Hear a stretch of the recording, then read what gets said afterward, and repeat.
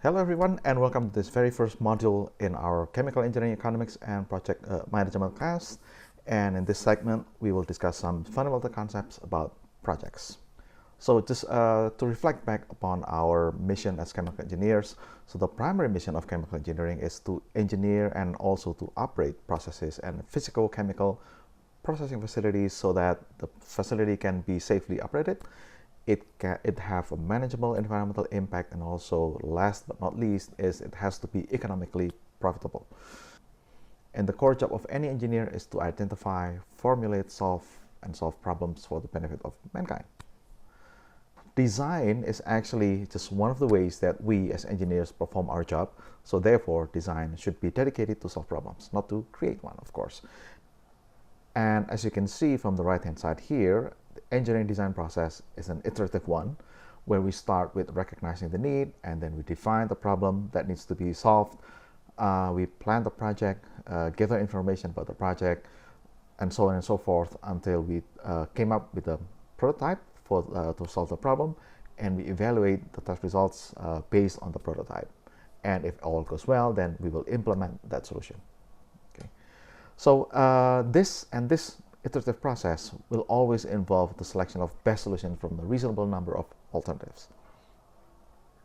All right, now we go to the definition of engineering economics, and it is a branch of the science of economics, of course, that studies the application of economic principles to evaluate, compare, and select the best engineering solution from a number of alternative solutions.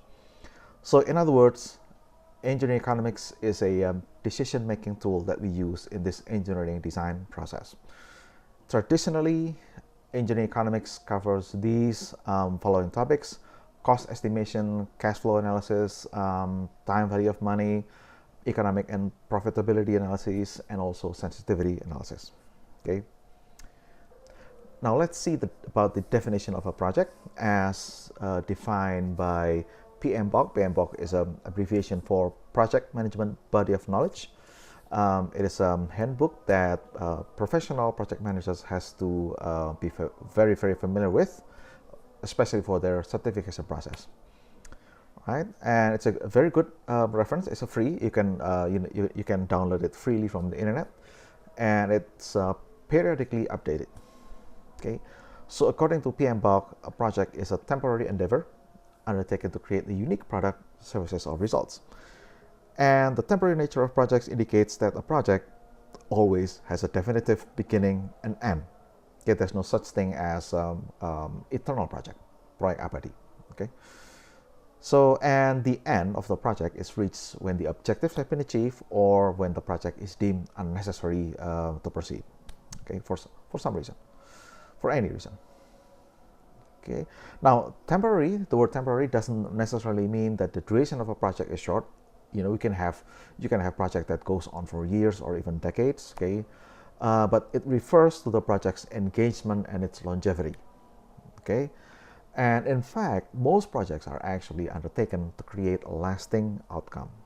Okay, for example, here on the right hand side. Okay, so obviously, if you want to build a chemical processing plant, then you're not thinking about a plant that ceases to operate only within a few years. You want it to last forever if it can be. Okay, this is a bit wordy. Okay, general characteristics of a project, again according to PMBOK, every project creates a unique product, service, or results. Okay, outcome of a project may be tangible or intangible depending on the project. Okay, although repetitive elements may be present in some project deliverables and activities, this repetition does not change the fundamental unique characteristic of the project work. Okay, so even if a company does subsequent projects that seems to be repetitive, okay, that seems to be similar from one project to another project to the next one, there's always some differences between one project and the next one, such that it's sufficient to make each project is unique. Different circumstances, perhaps. Okay, different constraints, different geopolitical constraints, different location, things like that, you can name it. So each project is basically unique. And you can, I recommend you that you read the rest. I don't need to, this is a bit wordy again, so I won't go through all of the details mentioned here. You can certainly pause and replay this video to read this, the text better. Okay. All right, now projects and engineering solutions. A project provides a framework to develop engineering solutions, and these solutions may take the form of the following. It can be a product, okay? It can be a service or capability to perform such service. Okay, for example, a project may establish or may build a business function that supports production or distribution, for example. Okay, an improvement in the existing product or service lines, for example, a Six Sigma project undertaken to reduce defects to increase efficiency of a production facility, for example, and a result such as outcomes or document, for example, design. Okay, a design project will always result in document. Okay, so if you're asking what is the outcome of a design project, it's design documents, okay, or information. All right. Now, this is the last slide for our current segment. So, project triple constraints. Okay, there's always these three aspects involved in a project. Okay, three elements that serve as objectives as well as constraints in the planning and implementation of any project, you name it. Okay, and those three aspects are costs, time, and scope or quality. Okay, so with respect to these constraints, a project must therefore be implemented with the definitive budget allocation.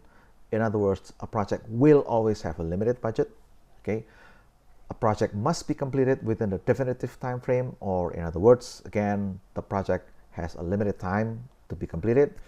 And lastly, the project has to produce output in accordance to agreed upon specifications. In other words, it has to have a specific project scope.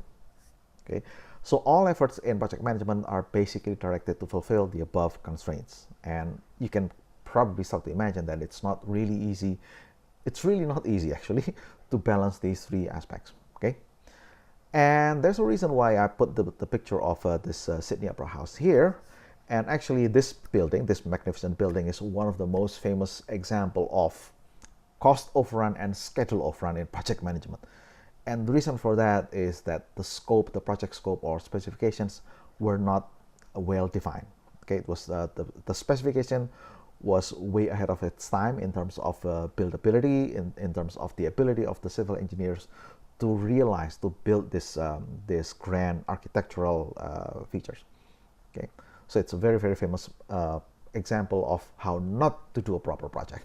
Okay, all right, that's it for now, and we'll see you in the next segment. Thank you very much.